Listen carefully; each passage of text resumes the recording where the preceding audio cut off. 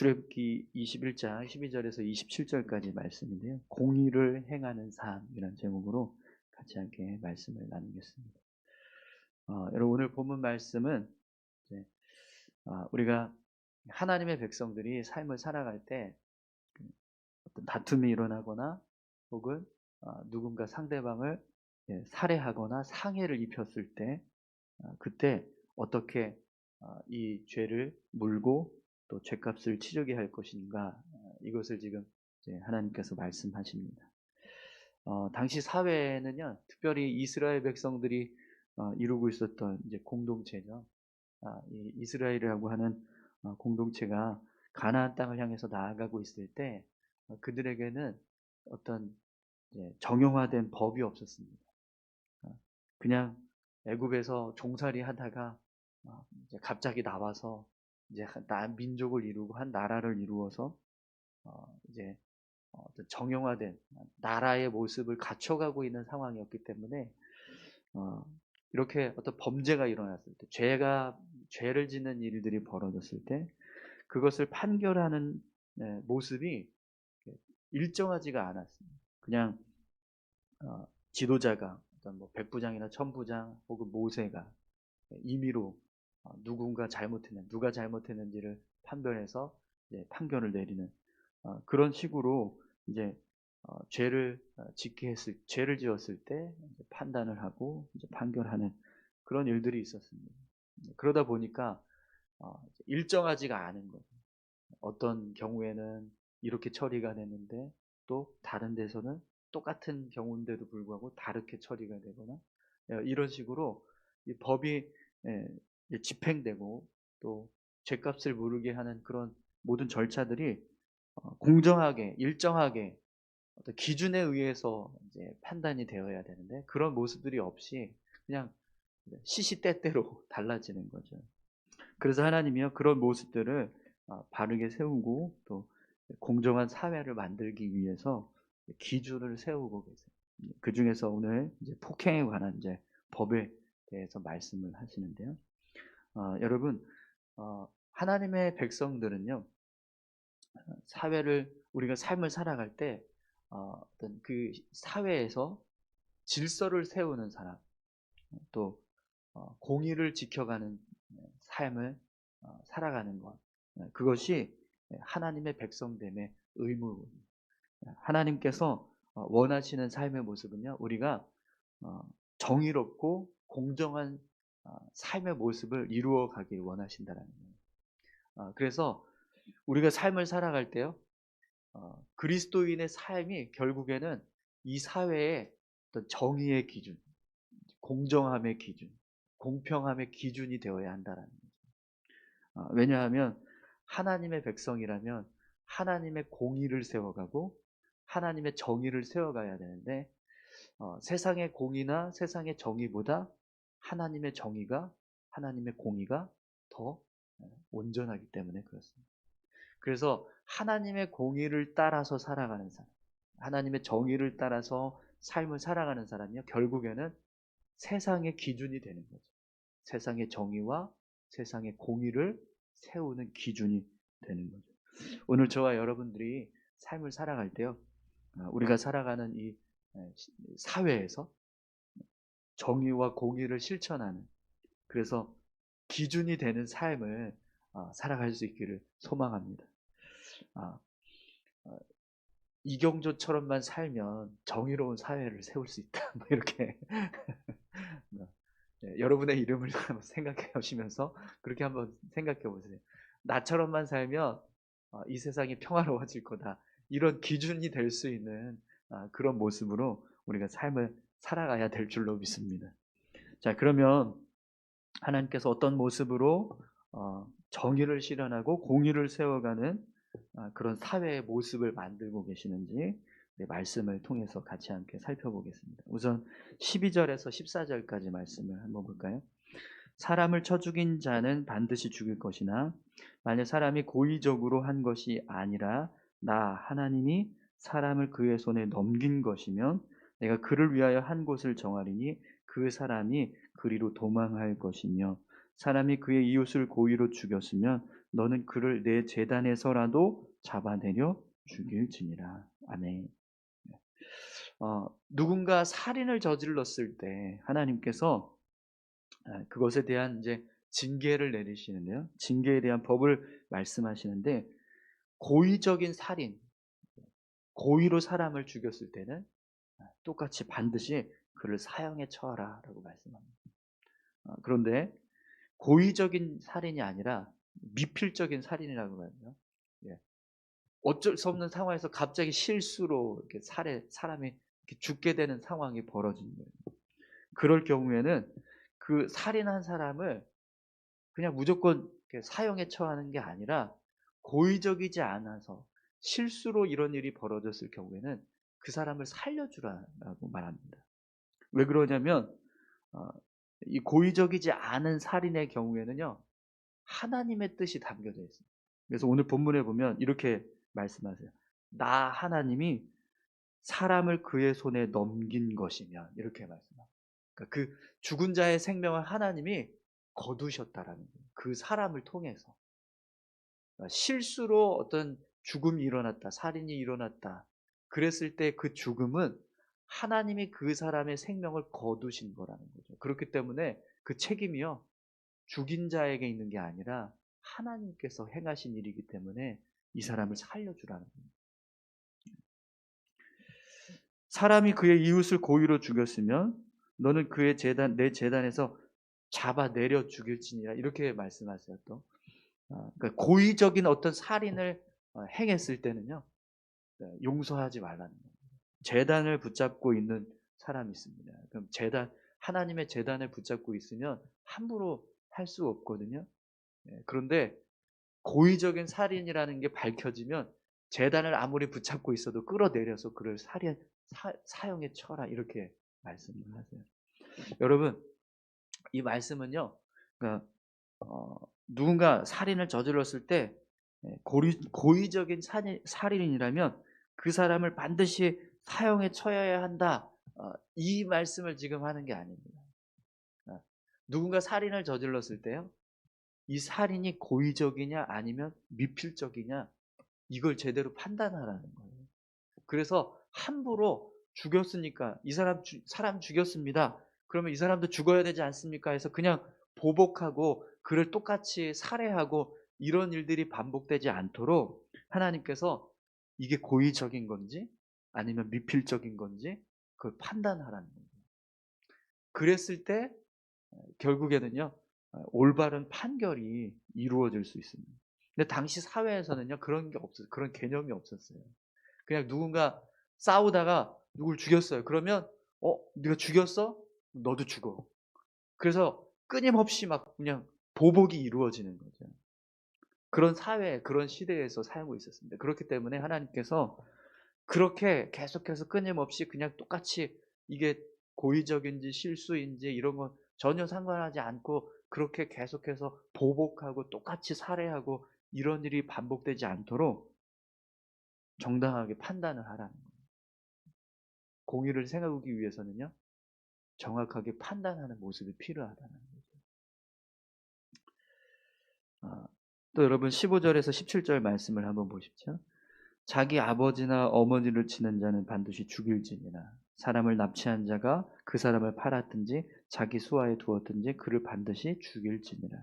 자기 아버지나 어머니를 저주하는 자는 반드시 죽일지니라. 부모를 살해하는 존속 살해라고 하죠.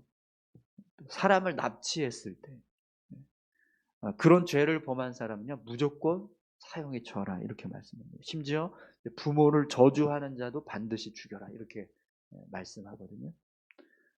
왜 이렇게까지 가혹하게, 아주 엄하게 이 죄에 대해서 하나님께서 판단하실까요?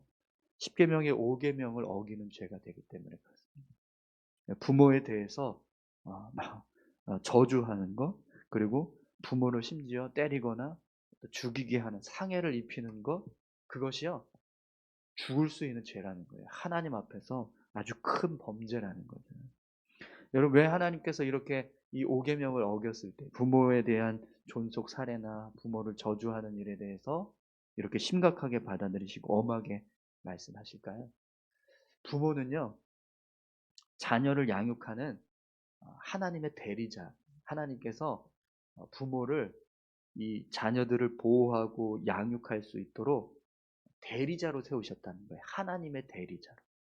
그러니까 하나님께서 대리자로 세운 권세를 부어주셨는데 그걸 자녀가 무시하고 멸시하는 것은 하나님의 권위를 무시하고 멸시하는 게 됩니다. 그래서 하나님이요, 이런 죄를 지었을 때는 아주 강하게 판결을 내리라고 말씀하시는 거죠. 또 사람을 납치한 것도요, 고의적인 살인과 똑같이 여기셨습니다.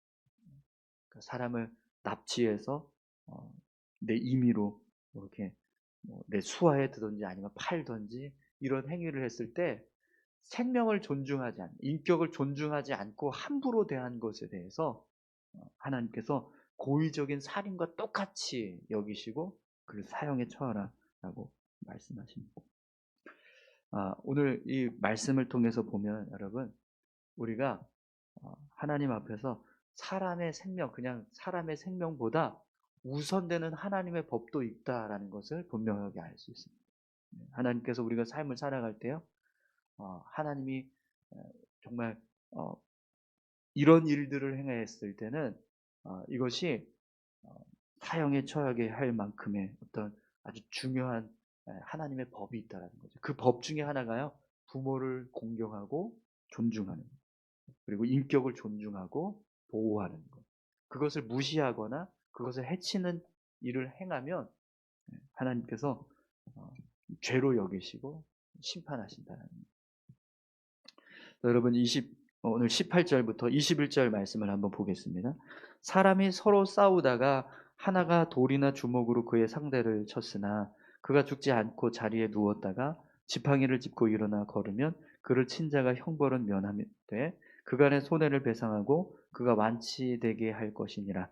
사람이 매로 그 남종이나 여종을 쳐서 당장에 죽으면 반드시 형벌을 받으려니와 그가 하루나 이틀을 연명하면 형벌을 면하리니 그는 상전의 재산입니다.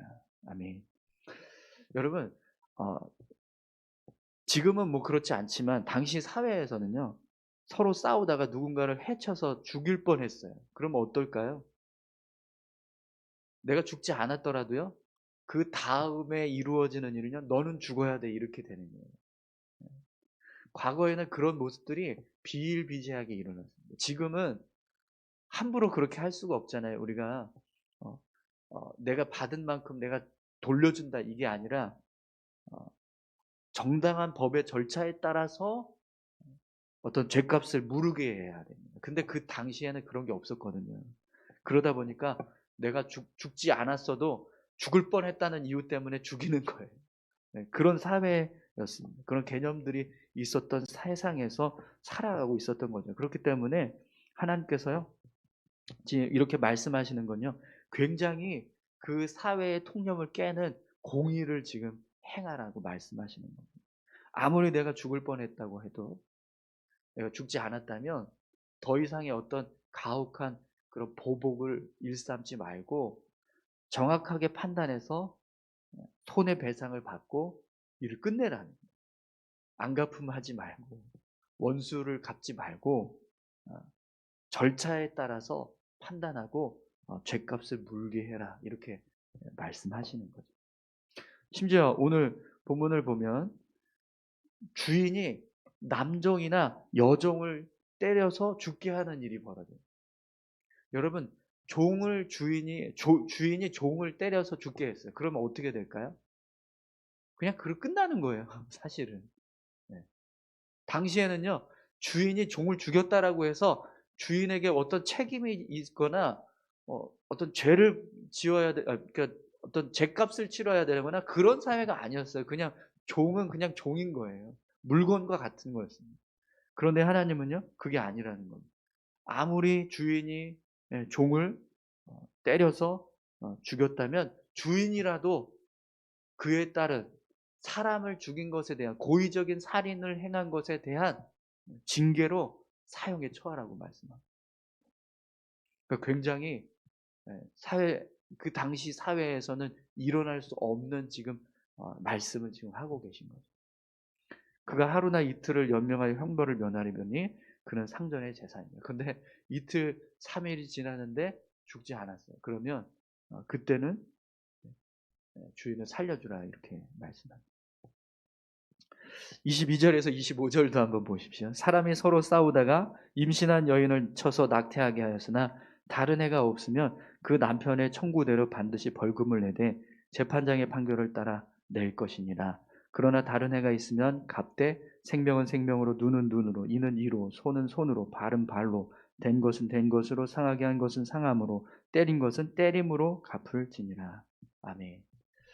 오늘 본문 말씀에 전체적인 내용을요, 여기서 아주 잘 요약해 주고 있는데, 어, 임신한 여인을 때려서 낙태하게 했습니다. 지금은 우리가 그런 일이 벌어지면 굉장히 아주 큰 죄로 여기고, 뭐 과거에도 그렇겠지만, 그런 일이 있었을 때 굉장히 심각한 범죄로 생각하고, 그에 대한 어떤 정당한 처벌을 하잖아요. 근데 당시에는요, 그런 개념이 아예 없었어요. 그래서 누가 임신했는데 낙태가 됐다? 그럼 그냥 가서 그 일을 행한 사람을 죽이는 거예요. 이게 그냥 그 당시에는 그게 정당한 거라고 생각했다라는 거죠. 근데 하나님이요 그렇게 하지 말라라고 말씀해요. 낙태하게 했어요. 아이가 죽었습니다. 그러면 더 이상의 어떤 상해가 있지 않았다면 벌금을 내고 판결을 내려서 재판장에게 판결을 내려서 벌금을 청구하고 받아라. 이렇게 이걸로 끝내라. 이렇게 말씀을 합니다. 그런데 어떤 더 이상의 어떤 손해가 있었거나 상해가 입혀졌다. 그러면 생명은 생명으로, 눈은 눈으로, 이는 이로, 손은 손으로, 발은 발로, 된 것은 된 것으로. 여러분 이게 이렇게 오해하시면 안 됩니다. 내가 받은 만큼 돌려준다. 이게 아니에요. 당시에는 그런 개념조차 없었어요. 내가 받은 만큼 돌려준다가 아니라 내가 하나 받았으면 넌 10배. 이렇게 되는 거거든요. 내 눈이 뽑혀졌어? 그럼 너는 온몸을 다 못 쓰게 만들어야지. 이게 당시의 개념이었단 말이죠. 사람들이 살아갈 때 내가 피해를 입으면 그 피해를 내가 대갚아주는 어떤 그런 보복의 모습이, 원수가 없는 모습이 그 정도였다라는 거예요. 그런데 하나님이 어떻게 하라고 말씀하세요? 생명은 생명으로, 눈은 눈으로, 손은 손으로, 이는 이로, 발은 발로, 된 것은 된 것. 그러니까 지나치게 보복하지 말라는 거예요. 내가 받은 것만큼만 그냥 정당하게 그걸 처리해 가라는 거예요. 근데 그 당시 사회에서는요 그런 개념이 없었어요. 그러다 보니까 아주 지나친 보복이 일어나 그런 일들이 있었습니다. 지금은 전혀 개념이 우리가 전혀 잡히지 않는 개념인데 그런데 당시만 해도 그런 일들이 있었습니다. 그래서 하나님이요 그 사회의 어떤 불의한 어떤 모습들 이런 모습들을 하나님께서 공정하게 판결을 내리고 판단해서 죗값을 치르게 하는 그런 사회를 세워가라고 말씀하시는 거죠. 그렇기 때문에 지금 하나님께서 말씀하시는 이 법은요 굉장히 공의하고 공정하고 정의로운 법을 지금 말씀하고 계시는 겁니다. 마지막으로 26절에서 27절을 같이 함께 보겠습니다. 사람이 남종의 한 눈이나 여종의 한 눈을 쳐서 상하게 하면 그 눈에 대한 보상으로 그를 놓아줄 것이며 그 남종의 이나 여종의 이를 쳐서 빠뜨리면 그에 대한 보상으로 그를 놓아줄지니라. 아멘. 네.